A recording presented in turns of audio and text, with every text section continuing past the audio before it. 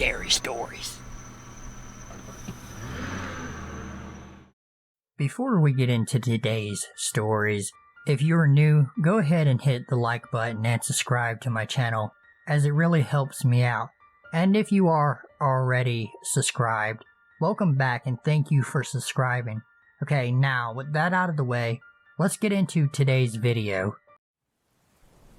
About 2 years ago today, I recently moved to a new city in Canada. I was 21 at the time and single, as I just got out of a shitty relationship, so moving was a fresh start for me. In a new city where nobody knew really except my one guy friend, who we will call Mike. Mike didn't live directly in the city though, but we hung out a lot. Since I was single in a new city, I downloaded Tinder. Everyone my age has this dating app, or hookup app really. I don't usually do dating apps, but I was bored and was looking for a little fun. Remember the I don't do dating apps thing once you reach the end of this story. This is the exact reason I don't ever go on them anymore. So, I get on there and I match with a guy, who we will call Andrew. So I didn't message him first or anything, because I was doing a lot of swiping, and honestly went on with my day doing other things, as I just moved and needed to unpack. So a couple of hours later I check my phone, and I see Andrew has messaged me several times saying hi, complimenting me, and he even sent a funny pickup line. I always appreciate a good pickup line, as I have a good sense of humor about mostly everything, and don't take many things that seriously. Keep this in mind too. So I replied, and we got to chatting. He eventually asked for my number, so I gave it to him. It was fine from there, really. Nothing weird was said, so he asked me out to dinner and a few drinks. I agreed, and we met 3 days later. We met in a public place, obviously. I saw him outside the restaurant leaning on his car. It was a really nice car. He asked me to take a photo of it with the sun setting in the background. I said okay, sure. Thought it was random, but whatever. We go inside and eat dinner and drink a little bit, and it was a really good date. So I invited him back to my apartment to keep the night going, I guess you could say. It wasn't super late, and we were really hitting it off. We get to my door, and I was a little bit tipsy as I drank 3 glasses of wine. I wasn't drunk though, but I kept forgetting my code to my door. So I had it on my phone, and I got us in. The rest of the night wasn't weird at all. I woke up beside him the next morning, majorly hungover, and we obviously had fun the night before. He left and all was good. I really didn't want to pursue anything further, so I texted him and said, "Last night was great, but I'm not looking for anything serious right now." And he freaked out on me, saying I was wrong for leading him on, and whatever else was said. Okay, fine, fair. You can have your opinions. That's by all means fine. So I ghosted him. Just didn't really feel like talking anymore after that. As he said degrading and subjective things, I left it at that and moved on with my life, as we all would. About a week goes by, and I'm out running errands to finish the last details of getting my apartment furnished. I come home, and he's sitting in my living room with flowers and a bottle of wine. I was drinking at dinner. I was immediately like, "How did you get in here?" As you need a key fob, and obviously a door code. The door code thing, after I thought about it, did not surprise me. He remembered it, as I had it in and out in my open phone. But the key fob I was confused about, how he got the extra one I have. He admitted to taking it when I was asleep, when he stayed the night. I was really mad someone would do that after not knowing someone for like 16 hours in person, so I kicked him out, and I was a little shooken up. about the situation. I blocked his number immediately after he kept apologizing. I just couldn't forgive him after doing that and invading my home, which is a safe space. Fast forward again to 2 weeks later, I was on a little getaway in Seattle with my friend Mike. I posted Instagram stories on the trip and I forgot until after he followed me. We matched on Tinder. This is a common thing guys my age do on Tinder. So he knew I was gone for a weekend. Mike and I are coming back to my place to drop bags off and chill for a little bit at the apartment. I walk into my apartment with Mike this time, and Andrew was on my couch with a girl. I was completely in shock he got in again. The girl even had the audacity to say, "Who are you and why are you in Andrew's apartment?" I lost my mind on both of them and asked him how in the fuck he got in again. He had no made-up story this time. He just flat out didn't know what to say except, "I didn't know when you'd be back, so I've been staying here with this bitch." Mike was mad as fuck about the situation as I told him all about it weeks ago. I demanded to know how he got into my apartment again. He said he made multiple copies of the key fob after he took it. My heart completely sank and I threatened to call the cops if they did not get out of my apartment and gave me every fob he copied. I was pissed and felt so invaded of my space. About a month goes by and I was still thinking about it every once in a while. He was blocked on every social media I could find him on. I thought he was gone until I randomly saw him places more and more frequently, like it wasn't a one-time thing. I saw him at least 7 times, and I was in public every single time. The last time, however, I was walking the seawall alone, and it was getting kinda late and dark out. It was about 9 p.m. in the beginning of June, and I stopped to tie my shoe, and when I stood up, he was right there. I fucking panicked because I genuinely felt threatened by him at this point. He kept asking why I ghosted him and didn't accept him coming around anymore, and how I could be so mean to someone who he was so into. He kept trying to grab my arm to talk to me and started yelling. I was in tears because his next moves I had no idea about. Someone thankfully heard and intervened.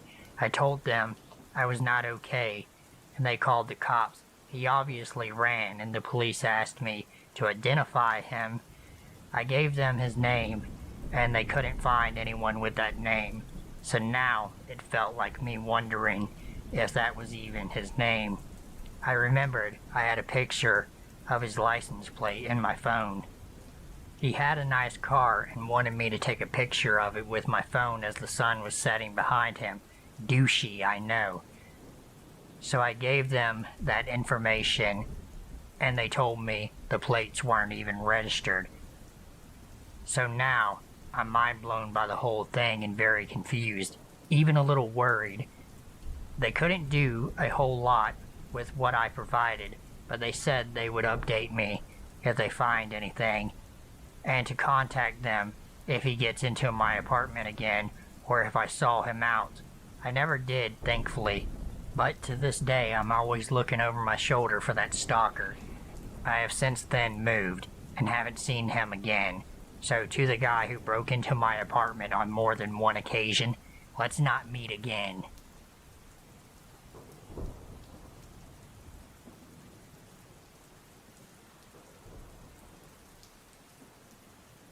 For some context, this took place in June 2018, about 2 weeks before I turned 18. I'm female, and had just finished my A-levels and decided to join Tinder for a joke, just to have a bit of fun and waste time.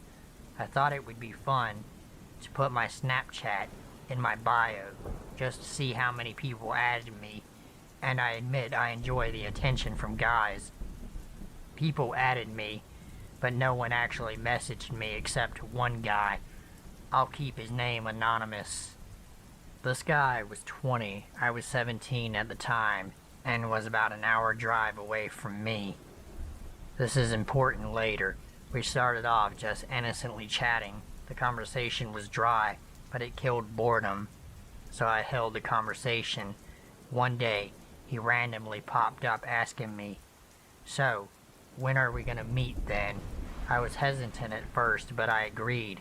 In the end, after I ran it over my parents, I invited him over to my house. I don't know what I was thinking, but I told him he could come over.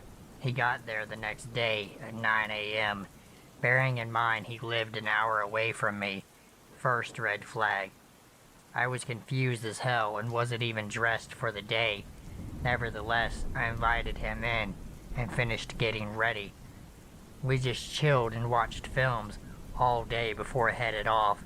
Around 2 p.m., we chilled by the beach for a bit before coming back to the house at 5 p.m. I was expecting him to go home after that, but no, he stayed. We watched a couple more films, and every now and then I would look over to him and catch him flat out staring at me.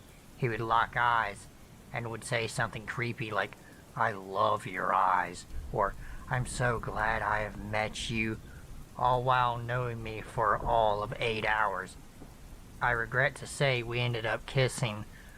A lot I felt awkward in being a naive 17-year-old on her first real date. I thought that was what you were supposed to do.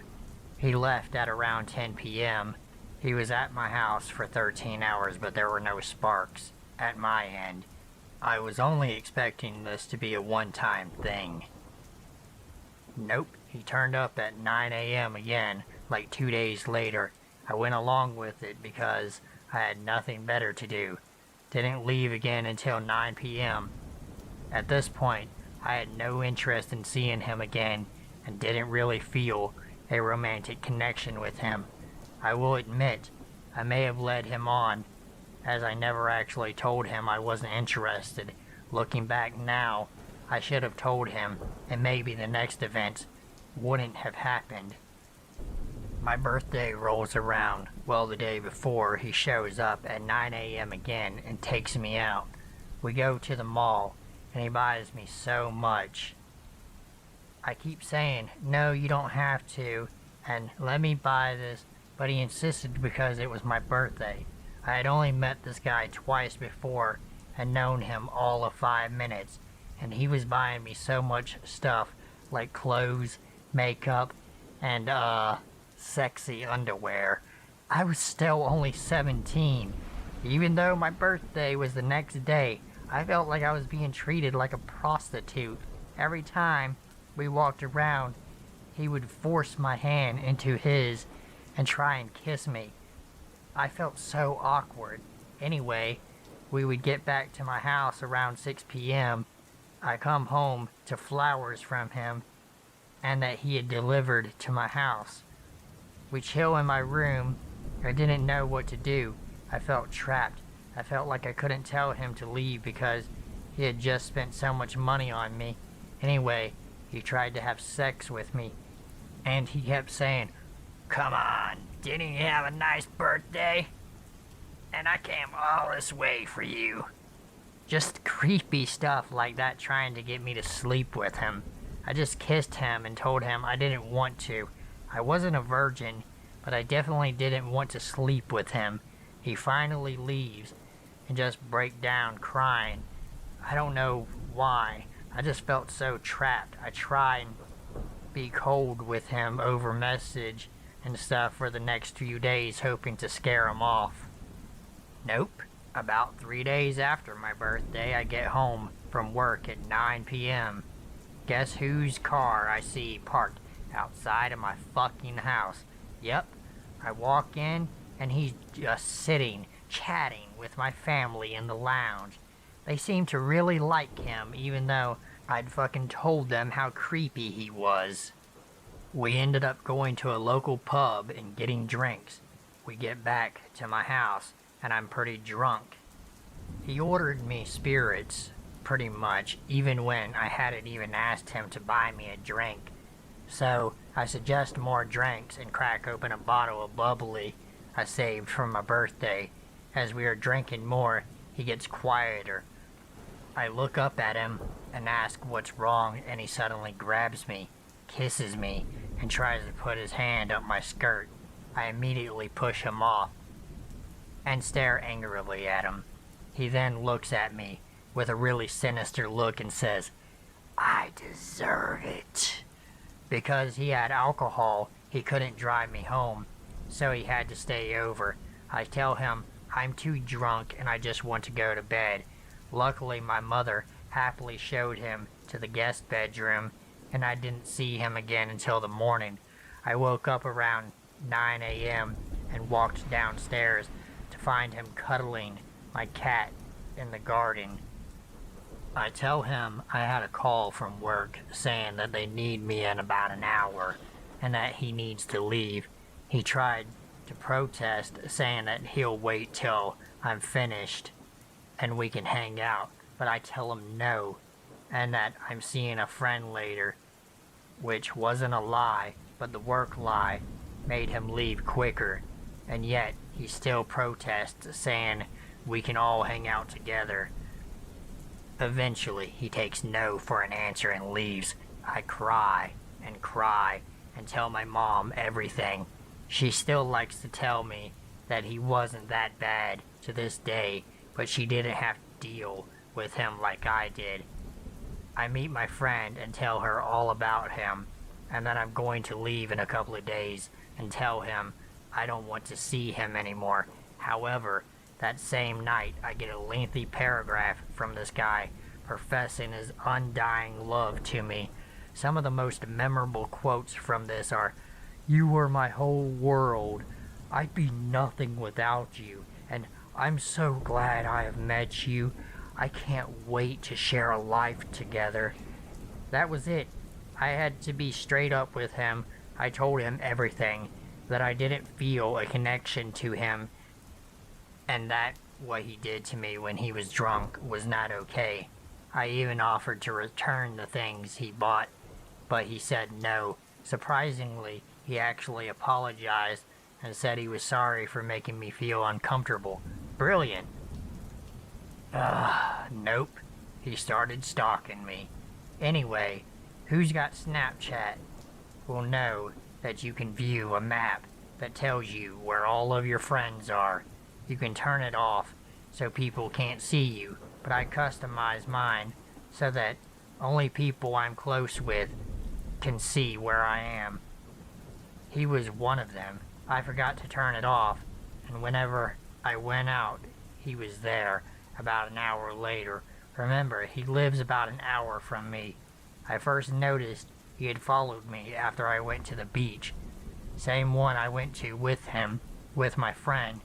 About 2 or 3 hours into our day, we were getting ready to go home. I opened my snap maps just so that I could see that me and my friend were together and show her. When I saw who shall not be named with us, his little Bitmoji character, probably like 200 yards away from us, seen just now, my eyes widened. I told my friend that the guy I had been complaining about all day was literally here, now with us somewhere. We both panicked and sped walked to my car and drove home. This happened 2 more times, once again with the same friend, when we visited a reservoir near my town. There was no reason for him to be there, so I messaged him. I asked him what he was doing at the reservoir when I got home. He said he was taking pictures, but the reservoir would have been more like a 3-hour road trip for him to drive, and he had never mentioned photography to me before, so I did not believe in him. It happened a 3rd time, and that's when I blocked him. I was with my goddamn extended family in a restaurant, yet this time he messaged me his location on Snapchat, which is a little thing you can do. He was in the fucking building. I had to then come up with an excuse to tell all my extended family, who I haven't seen for months, why we had to leave. I told my mom the truth, and then she explained to them after. They were understanding. I'd had enough. I didn't even message him again. I blocked him on everything, and I didn't hear from him again.